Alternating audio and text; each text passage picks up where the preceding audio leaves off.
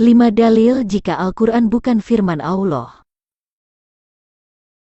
Umat Islam sangat bangga dengan Al-Quran dan mengklaim jika kitab ini adalah wahyu dari Allah, sedangkan Al-Quran sendiri mengakui jika Allah hanya ada di belakang tabir. Jibril sendiri yang diklaim sebagai malaikat Allah dan sosok yang menurunkan Al-Quran tidak ada bukti jika Allah pernah bertemu dengan dia, selain dengan kata izinnya. Orang yang mati karena dibunuh oleh perampok, mati karena kecelakaan pun sering kita sebut terjadi karena seizin Allah, padahal kejadian itu bukan atas kehendak Allah, tetapi karena kehendak iblis, sebab rancangan Allah adalah rancangan untuk kebaikan, bukan rancangan kecelakaan. Di video ini, saya akan memberikan 5 dalil yang menunjukkan jika Al-Quran bukan firman Allah. Pertama, yang diberi petunjuk oleh Allah adalah para nabi sebelumnya. Quran Surah Al-An'am ayat 90. Al-Quran berkata, mereka itulah, para nabi sebelumnya, yang telah diberi petunjuk oleh Allah, maka ikutilah petunjuk mereka. Katakanlah Muhammad, aku tidak meminta imbalan kepadamu dalam menyampaikan Al-Quran. Al-Quran itu tidak lain hanyalah peringatan untuk segala umat seluruh alam. Quran Surah Al-An'am ayat 90. Dari Quran Surah Al-An'am ayat 90 ini jelas mengatakan jika yang diberi petunjuk oleh Allah adalah para nabi sebelumnya, sedangkan Al-Quran hanyalah peringatan kepada penduduk kota Mekah dan sekelilingnya yang datang dari Jibril supaya mengikuti petunjuk itu. Dan Al-Quran pun mengakui bahwa firman Allah, kekuasaan dan kenabian telah diberikan kepada Bani Israel. Dan sungguh, kepada Bani Israel telah kami berikan kitab, kekuasaan dan kenabian, kami anugerahkan kepada mereka rezeki yang baik dan kami lebihkan mereka atas bangsa-bangsa. Quran Surah Al-Jathiyah ayat 16. Dan kami anugerahkan kepada Ibrahim, Ishak dan Yakub, dan kami jadikan kenabian dan kitab kepada keturunannya, dan kami berikan kepadanya balasannya di dunia, dan sesungguhnya dia di akhirat, termasuk orang yang saleh. Quran Surah Al-Ankabut ayat 27. Al-Quran sudah mengingatkan supaya orang-orang Quraisy tidak mengingkari tentang kekuasaan kenabian kepada Bani Israel. Mereka itulah orang-orang yang telah kami berikan kitab, hikmah dan kenabian. Jika orang-orang Quraisy itu mengingkarinya, maka kami akan menyerahkannya kepada kaum yang tidak mengingkarinya. Quran Surah Al-An'am ayat 89. Siapa yang dimaksud dengan mereka? Mereka itu adalah Ishak dan Yakub dan keturunan Yakub. Quran Surah Al-An'am ayat 84-87. Jika yang diberi petunjuk oleh Allah adalah para nabi dari Bani Israel, itu artinya jika Allah tidak pernah mengutus nabi di luar Bani Israel untuk memberi petunjuk kepada manusia. Oleh karena itu, Al-Quran bukan firman dari Allah, tetapi hanya perkataan dari Jibril. Kedua, Allah SWT tidak pernah berbicara kepada manusia. Allah hanya ada di belakang tabir dan dia hanya mengutus utusannya dalam segala urusan. Quran Surah Asy-Syu'ara ayat 51, Quran Surah Fatir ayat 1. Al-Quran berkata, dan tidaklah patut bagi seorang manusia bahwa Allah akan berbicara kepadanya kecuali dengan perantaraan wahyu atau dari belakang tabir atau dengan mengutus utusan lalu diwahyukan kepadanya dengan izinnya apa yang dia kehendaki. Sungguh, dia maha tinggi, maha bijaksana. Apakah di dalam ayat ini ada tersirat bahwa Allah berfirman kepada malaikat untuk disampaikan kepada manusia? Tidak ada.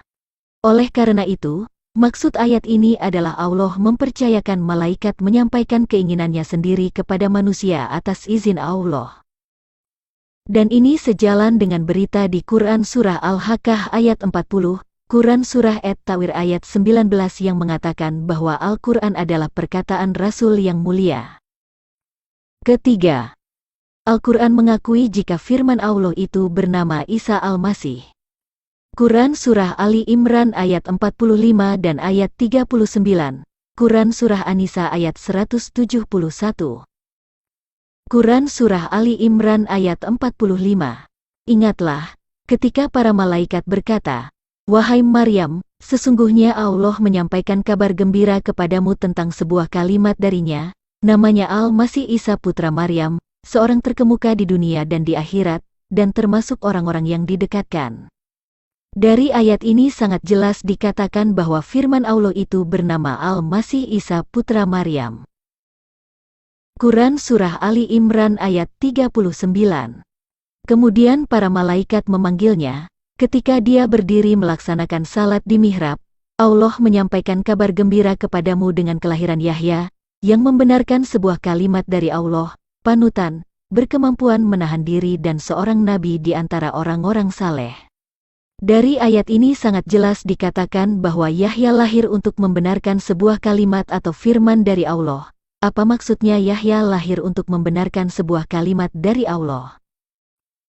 Di dalam kitab Injil, Yahya anak Zaharia ini adalah bernama Yohanes Pembaptis. Yohanes ini diutus untuk mempersiapkan jalan untuk Tuhan, Matius 3 ayat 1-6, Markus 1 ayat 2-6, Lukas 1 ayat 13-17. Dengan demikian maksud membenarkan sebuah kalimat dari Allah adalah membenarkan Isa Al-Masih. Pada Quran Surah An-Nisa, ayat 171 juga disebut, sesungguhnya, Al-Masih Isa putra Maryam itu adalah utusan Allah dan kalimatnya yang disampaikannya kepada Maryam. Dari ayat ini sangat jelas dikatakan bahwa firman-Nya yang disampaikannya kepada Maryam itu bernama Isa Al-Masih. Namun jika kita lihat terjemahan Al-Quran, kata kalimatuhu diterjemahkan menjadi yang diciptakan dengan kalimatnya, dan tentu tambahan kata di dalam kurung akan mengubah arti dan menyesatkan. Jika firman Allah bernama Al-Masih Isa putra Maryam, apakah Al-Quran dapat disebut firman Allah sedangkan ia bukan berasal dari Al-Masih Isa putra Maryam? Keempat, sesungguhnya Al-Quran itu adalah benar-benar perkataan Rasul yang mulia. Quran Surah Al-Haqqah ayat 40, Quran Surah At-Ta'wir ayat 19. Quran Surat Al-Haqqah ayat 40, dan Surah At-Ta'wir ayat 19.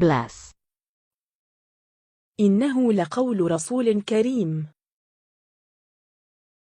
Innahu, artinya, sesungguhnya ia atau Al-Quran. Laqaulu, artinya, benar-benar perkataan. Rasulin, artinya, Rasul. Karimin, artinya, yang mulia.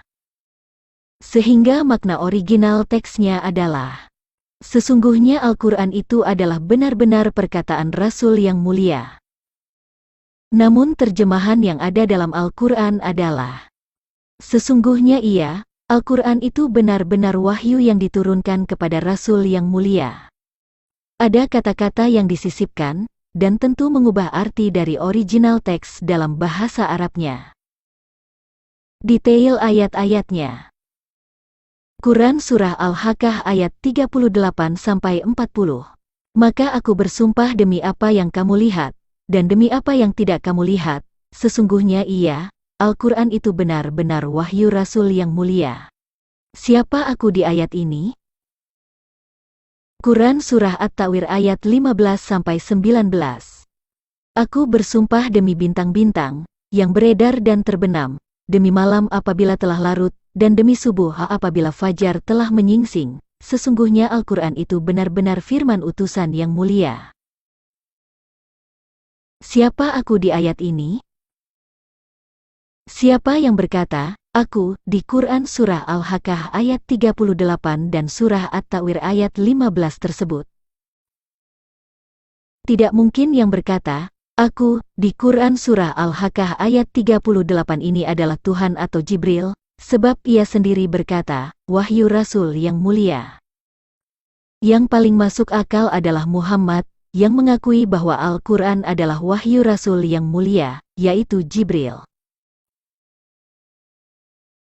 Tidak mungkin sosok yang berkata, aku, di Quran Surah At-Ta'wir ayat 15 ini adalah Tuhan atau Jibril, sebab ia sendiri berkata, wahyu Rasul yang mulia. Yang paling masuk akal adalah Muhammad yang mengakui bahwa Al-Quran adalah wahyu Rasul yang mulia, yaitu Jibril. Jadi sangat jelas jika di Quran Surah Al-Haqqah ayat 40, dan Quran Surah At-Ta'wir ayat 19, Muhammad mengakui bahwa Al-Quran hanyalah perkataan Rasul yang mulia, yaitu Jibril.